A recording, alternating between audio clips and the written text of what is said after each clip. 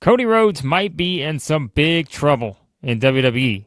Coming off of this week's SmackDown, Cody and Randy Orton teamed up to take on the Vision duo of Braun Breaker and Bronson Reed. And we know it was Seth Rollins interfering, hitting a nice little stomp on Randy Orton to cost Cody and Orton the win, as it was Bronson Reed going up top, tsunami off the top to get the pin on Orton. And then after the match, Rollins just couldn't help himself. He had to go in the ring to try to also take out Cody. Rollins has been consumed by this whole idea that he can't beat Cody Rhodes based on the history with their rivalry. And even though Paul Heyman advised him not to, Rollins unsuccessfully goes in the ring, and it was Cody hitting the crossroads instead to get the better, yet again, of one of his biggest rivals he's had since he returned to WWE several years ago. But beyond what is going to, in my opinion, be a match of the year, likely candidate at Crown Jewel, when Cody and Rollins square off for the Crown Jewel Championship, Cody's got some bigger issues on the horizon. And if you look at the remaining schedule for WWE this year, there are really 4 significant shows left in the calendar year of 2025. It is Crown Jewel, which is occupied by Seth Rollins for Cody. Then you've got a Saturday night's main event coming up at the 1st of November in Salt Lake City. You've got Survivor Series coming up at the end of November in San Diego. And then, of course, it's the Saturday night's main event that's going to be headlined by John Cena's final match in Washington, D.C. in mid-December. After that, we know we get into the road to WrestleMania 42. As the Royal Rumble will take place in Saudi Arabia, WrestleMania takes place in Las Vegas yet again. But what's going to be the lineup for Cody Rhodes as the current champion? We said initially after WrestlePalooza, maybe Cody and Drew McIntyre could revisit things, but that's not going to happen because to be clean as a whistle at WrestlePalooza, now he's off to something with Jacob Fatu. And what do you know? We're back to where we started with Cody Rhodes. Because, yet again, WWE is trying to tease us. They're trying to say, you guys were a year and a half too early on the whole idea of Cody Rhodes and Randy Orton. Because we know they're going to get there. We've been saying it for a year and a half now. They're going to get there, folks, eventually.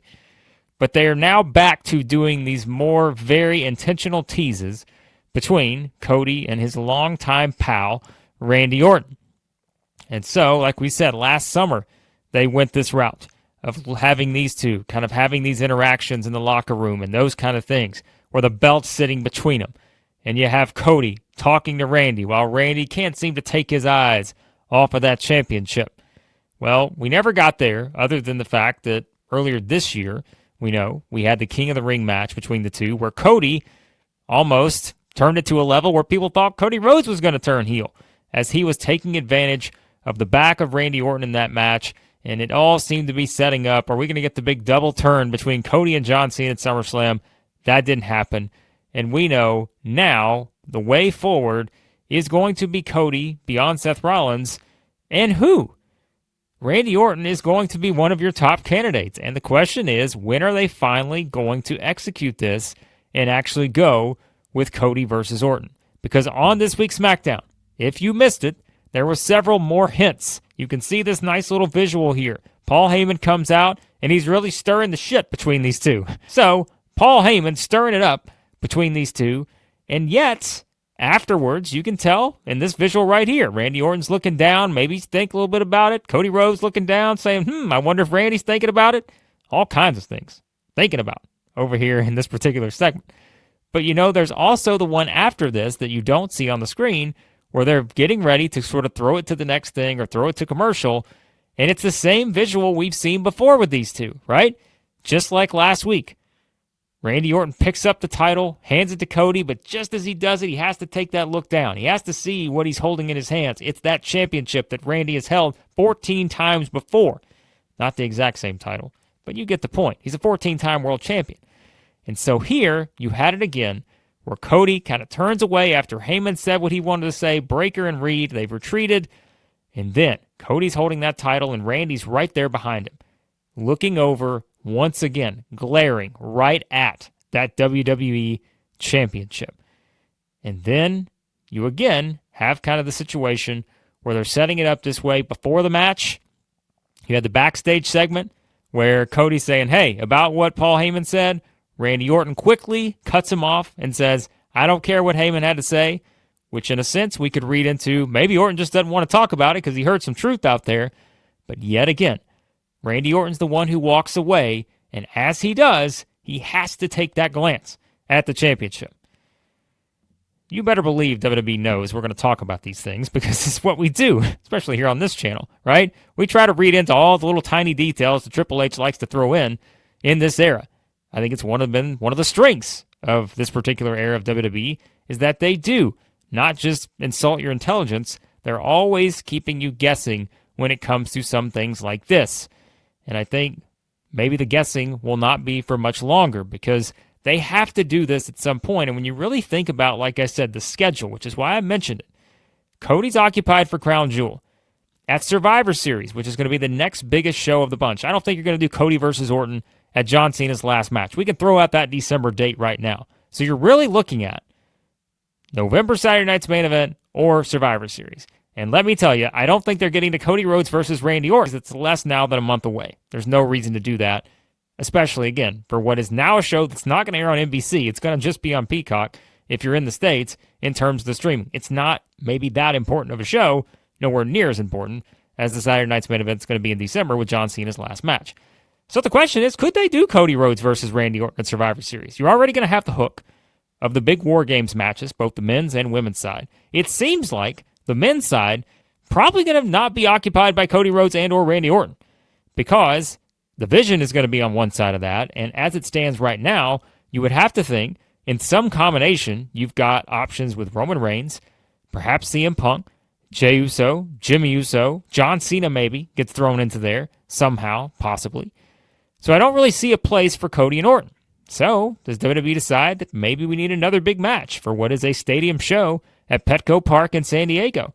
And that could be Cody Rhodes versus Randy Orton.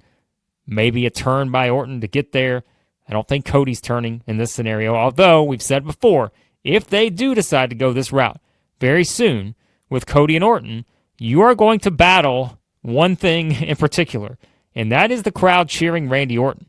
And I think that's what's going to be fascinating about this whole thing when they decide to do it. We may be doing this a year from now. We may be saying, all right, we're 2.5 years in to the Cody Rhodes and Randy Orton teases. They may get there eventually. But let's keep in mind, Randy Orton's 45 years old, a man who's had back issues, right?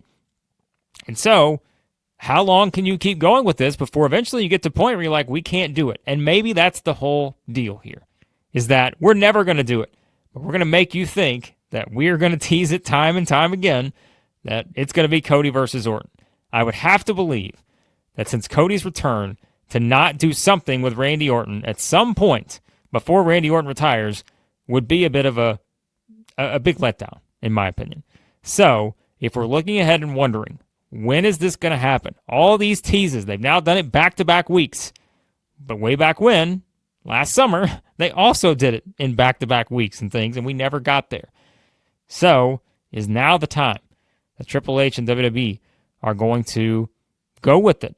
And maybe there is something coming out of the Crown Jewel match. Remember, Seth Rollins just stomped Randy Orton. You better believe that the Viper is going to look to strike on Seth Rollins.